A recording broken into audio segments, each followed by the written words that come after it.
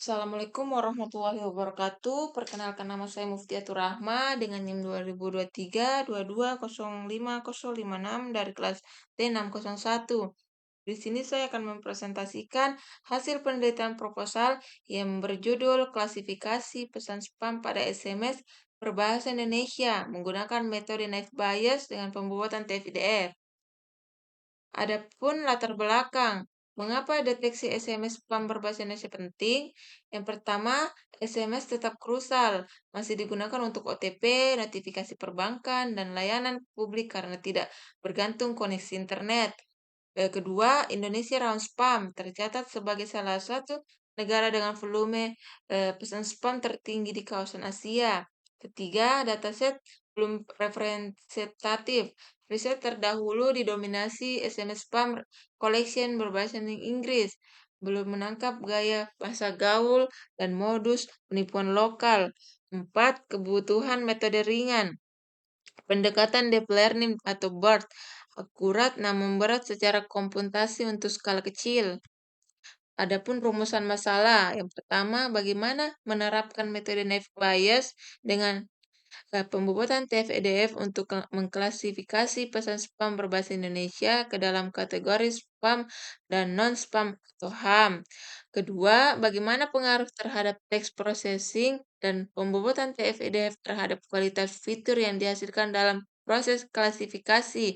Ketiga, bagaimana kinerja model yang diusulkan jika diukur menggunakan matriks akurat, presisi, recall, dan F1 score. Adapun tujuan penelitian, yang pertama implementasi model, mengimplementasikan Naive Bayes dengan pembobotan TF-IDF untuk membedakan SMS spam dan non-spam secara otomatis. Kedua, uji pengaruh fitur, menguji pengaruh text processing dengan pembobotan TF-IDF terhadap performa model klasifikasi. Ketiga, evaluasi kinerja, menganalisis hasil pengujian berdasarkan akurasi, presisi, recall, dan F1 score. Adapun batasan dan manfaat penelitian.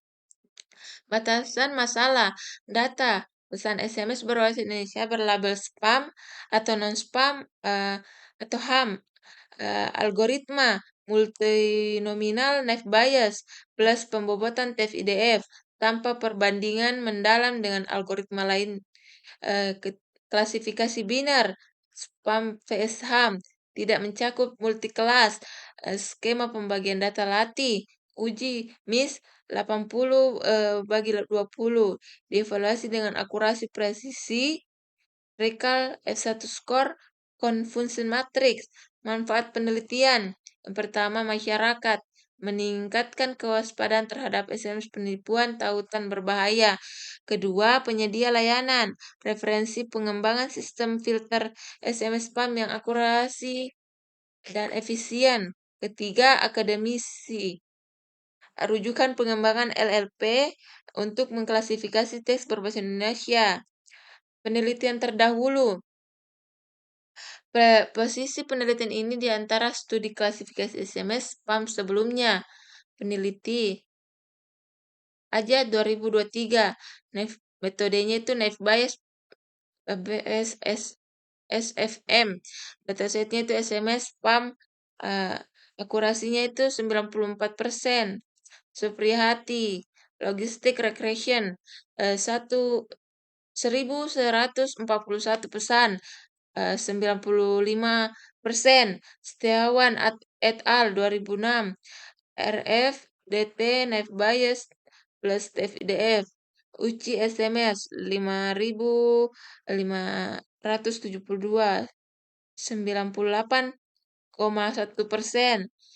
Asahra 2024. Naive Bayes uji SMS 5.572, 93,2%. Sutriawan 2005. NB, LR, RF, DT plus TFDF. Word fetch, SMS palsu 91,3%. Celah riset, mayoritas studi memakai dataset SMS berbahasa Inggris. karakteristik bahasa gaul dan modus penipuan lokal Indonesia belum sepenuhnya terwakili. Landasan teori, algoritma naive Bayes, klasifikasi problematik berbasis teorema Bayes dengan asumsi identifikasi antara fitur atau kata. Varian multinominal naive Bayes cocok untuk data, frekuensi, atau bobot kata seperti hasil TF-IDF. Rumus pertama digunakan untuk menghitung probabilitas suatu kelas berdasar data yang diberikan, sedangkan rumus kedua digunakan untuk memilih kelas yang memiliki probabilitas paling tinggi sebagai hasil prediksi.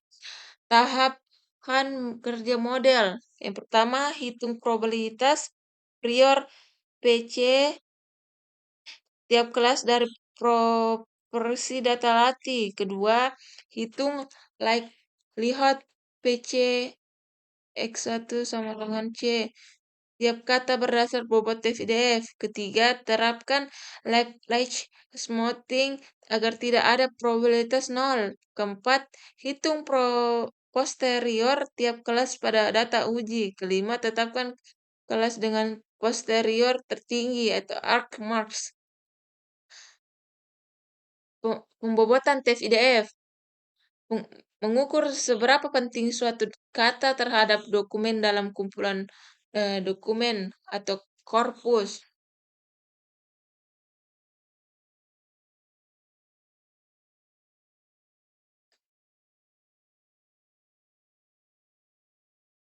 TF menghitung seberapa sering suatu muncul dalam satu dokumen, sedangkan IDF mengukur seberapa unik suatu kata. Semakin jarang kata muncul di banyak dokumen, semakin besar nilai IDF-nya. TF-IDF, nilai akhir TF-IDF diperoleh dengan menghasilkan nilai TF-IDF dengan nilai IDF. Semakin sering kata muncul dalam dokumen, tetapi semakin jarang muncul di dokumen lain, maka nilai TF-IDF-nya semakin tinggi. Kata dengan nilai TF-IDF tinggi pada kelas spam atau miss terkait promo, hadiah, tautan, mencurigakan, menjadi fitur pembeda kuat bagi model. Adapun kerangka pikiran penelitian, masalah maraknya SMS spam berbahasa Indonesia, dataset SMS berbahasa Indonesia atau spam non-spam, text processing atau scaffolding, classing, tokenizing, stop word removal, stemming, pembobotan fitur dengan TF-IDF, klasifikasi dengan algoritma naive Bayes. Selanjutnya, evaluasi model atau akurasi, presisi, rekal, S1 score, output, model klasifikasi SMS spam yang akurat dan efisien, metode penelitian, pendekatan kualitatif, jenis penelitian terhadap appeal research dengan metode eksperimen. Pertama, identifikasi masalah dan studi literatur. Kedua, pengumpulan dataset SMS berbahasa Indonesia. Ketiga, penyaring data atau kosong duplikat spam link. Empat, pelabelan data atau group truth spam atau HAM. Kelima, text processing. Keenam, ekstraksi fitur TF-IDF. Ketujuh, split data latih. Uji sama dengan 80/20. Ke-8, pelatih model multinominal naive Bayes. Ke-9, pengujian evaluasi performa. 10, analisis hasil kesimpulan. Adapun dataset dan text processing, sumber data. Pesan SMS berbahasa Indonesia berlabel spam dan non-spam atau HAM melalui tahapan pelabelan group truth. Skema pembagian 80% data latih, 20% data uji. Tools yang pertama Python, kedua NLTK dan Sastrawi atau processing. Yang terakhir Scikit, Learn atau TF-IDF dan naive Bayes. Tahapan text processing. Yang pertama scaffolding, menyeragamkan huruf menjadi huruf kecil. Yang kedua normalisasi dan emoji, kata baku. baku, emoji diterjemahkan ke teks. Ketiga, classing, menghapus mention, tagar, angka, simbol, dan URL. Keempat, tokenizing, mencegah kalimat menjadi token kata. Kelima, stop word removal, membuang kata umum, melestarikan kata negasi. Yang terakhir, stemming, mengubah kata berimbu ke bentuk dasar atau sastrawi. Adapun metode evaluasi dan model diukur melalui Confess Matrix, TP, TN, FP, FN dengan 4 matriks berikut. Akurasi, TP ditambah TN dibagi TP ditambah TN ditambah FP ditambah FN. Presisi, TP dibagi TP dibagi TP ditambah FP. Recall, TP dibagi TP ditambah FN. F1 score, 2 kali P dikali R dibagi P ditambah R. Keempat, matriks digunakan bersama agar kinerja model dinilai komprehensif, bukan hanya berdasarkan akurasi, mengingat distribusi kelas spam vs non-spam sering tidak seimbang. Rencana kegiatan pada bulan pertama sampai bulan kedua dilakukan studi literatur penyusunan proposal. Pada bulan kedua dilakukan pengumpulan dataset SMS berbahasa Indonesia. Selanjutnya pada bulan kedua hingga bulan ketiga dilakukan proses teks processing. Pada bulan ketiga dilakukan pembuatan fitur menggunakan metode TF-IDF. Kemudian pada bulan ketiga hingga bulan keempat dilakukan implementasi model Naive Bayes. Pada bulan keempat dilakukan pengujian dan evaluasi model. Terakhir, pada bulan kelima dilakukan analisis hasil peserta penyusunan laporan penelitian. Kontribusi yang diharapkan. Yang pertama, model klasifikasi SMS berbasis Indonesia yang akurat dan efisien. Kedua, pemahaman pengaruh text processing dan TF-IDF terhadap kualitas fitur.